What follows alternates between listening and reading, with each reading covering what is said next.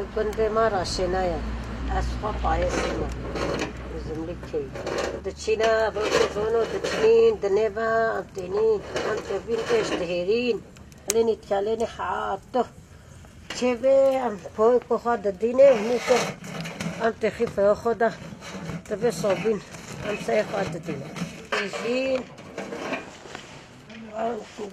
تبو بی دوله دیچن سایگه چید کینات کله حتی ایوی ام دمینی سایگه حتی ایوی صابین ما وید میونی چه نه چه نبیه صابین اما صابین ما زحف دوغالا زحف بخیه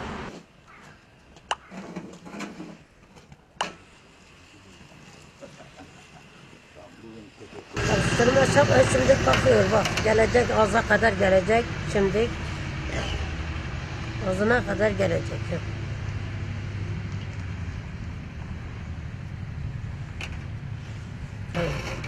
Evet.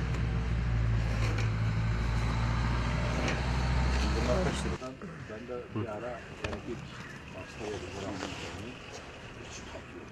yok ama şekil olarak bizim sıkıntı daha büyük, daha güzel. Bıktım sabununu dağa gidiyoruz, topluyoruz, getiriyoruz, değirmana götürüyoruz, öğütüyoruz.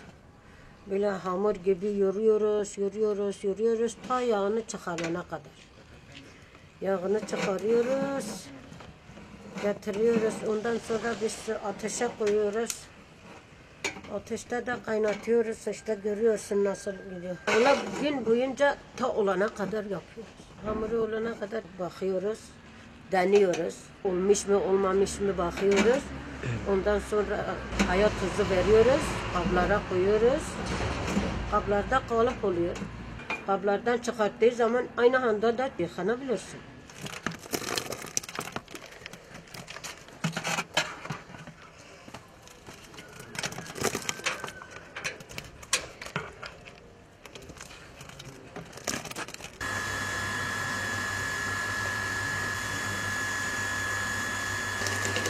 Kadar sonra mı bunu yapar?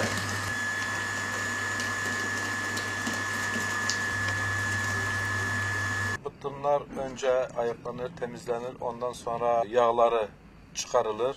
Çıkarılan yağlar daha sonra kül suyuyla yıkanır. Yıkanan o yağ tekrar kazana, büyük bir kazana doldurulur.